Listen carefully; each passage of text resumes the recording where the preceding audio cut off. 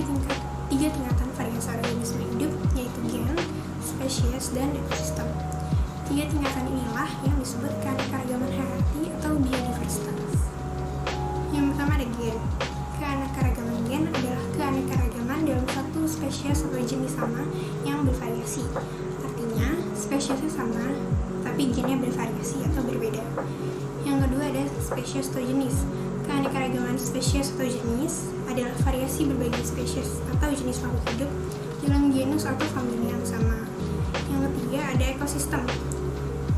Keanekaragaman ekosistem adalah variasi makhluk hidup yang terbentuk karena berbagai kelompok spesies atau jenis menyesuaikan diri dengan lingkungannya.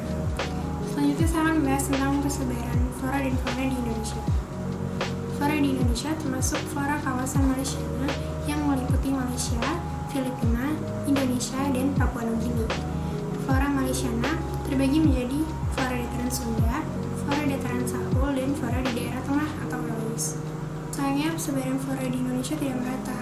Di Kalimantan yang memiliki hutan hujan tropis, keanekaragaman floranya sangat tinggi, sementara daerah Jawa, Sulawesi, Maluku, dan Kepulauan Riau kurang keanekaragaman floranya. Fauna di Indonesia tersebar pada 3 wilayah, yaitu Oriental, Peralihan, dan Australis, yang dipisahkan oleh garis Wallace, Weber, dan Lydekker. Pertama di daerah Oriental atau kawasan Indonesia bagian barat, meliputi Sumatera, Jawa, Kalimantan, dan Bali, dibatasi oleh garis Wallace yang terletak antara Kalimantan dan Sulawesi. Yang kedua ada daerah Peralihan, meliputi Sulawesi dan Kepulauan Nusa Tenggara, dibatasi oleh garis Wallace di sebelah barat dan garis Lydekker di timur. Di antara daerah peralihan ada garis Weber yang memisahkan fauna tengah dan fauna timur. Yang terakhir ada daerah Australian atau kawasan Indonesia bagian timur, meliputi Papua dan pulau-pulau kecil di sekitarnya, dibatasi oleh garis Lydekker. Nah, keanekaragaman hayati ini memiliki fungsi dan manfaatnya. Keanekaragaman hayati dapat berperan sebagai sumber pangan, sandang, papan, sumber obat-obatan, sumber kosmetik, aspek budaya, bahkan sebagai plasma nutfah. Dari sekian banyak fungsi dan manfaatnya, sayangnya kita sendiri manusia banyak sekali melakukan aktivitas yang menurunkan keanekaragaman hayati, seperti merusak habitat, menggunakan bahan kimia secara berlebihan, adanya pertanian monokultur, mencemari tanah, udara, dan air dari limbah pabrik atau limbah-limbah rumah.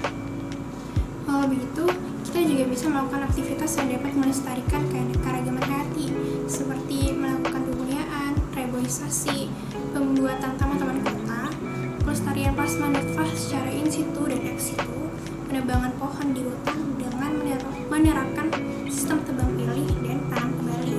Selanjutnya saya akan menjelaskan klasifikasi keanekaragaman hayati. Klasifikasi keanekaragaman hayati adalah pengelompokan makhluk hidup berdasarkan ciri-cirinya. Pengelompokan ini ada tingkatan unit atau kelompoknya, dari tingkatan tertinggi hingga tingkat terendah yang disebut tingkatan takson. Pada tingkatan teratas ada kingdom atau regnum. Kingdom ini dibagi menjadi beberapa kelompok, yaitu Animalia, Plantae, Fungi, Monera, dan Protista. Di bawah tingkat kingdom ada filum atau divisi. Filum itu untuk takson hewan, sedangkan divisi untuk takson tumbuhan. Selanjutnya ada kelas. Anggota takson pada setiap filum atau divisi tadi dikelompokkan lagi berdasarkan ciri-ciri tertentu. Dan selanjutnya ada ordo atau bangsa.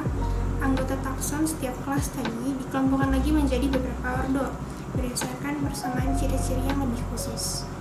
Lalu ada famili atau suku. Anggota takson setiap ordo dikelompokkan lagi menjadi beberapa famili berdasarkan persamaan ciri-ciri tertentu. Genus atau marga. Anggota takson setiap famili dikelompokkan lagi menjadi beberapa genus berdasarkan persamaan ciri-ciri tertentu yang lebih khusus. Selanjutnya ada spesies atau jenis, dan yang terakhir ada varietas atau ras. Varietas itu untuk tumbuhan dan ras itu untuk hewan. Sementara sistem klasifikasi dibagi menjadi sistem alamiah, klasifikasi untuk membentuk takson-takson yang bersifat alamiah. Selanjutnya sistem artifisial atau buatan, klasifikasi untuk tujuan praktis. Sistem filogenetik, klasifikasi berdasarkan jauh dekatnya hubungan kekerabatan antara organisme atau kelompok organisme. sistem modern, klasifikasi berdasarkan hubungan kekerabatan atau filogenetik, ciri-ciri gen atau kromosom, serta ciri-ciri biokimia. Sekian penjelasan materi dari saya. Wassalamualaikum warahmatullahi wabarakatuh.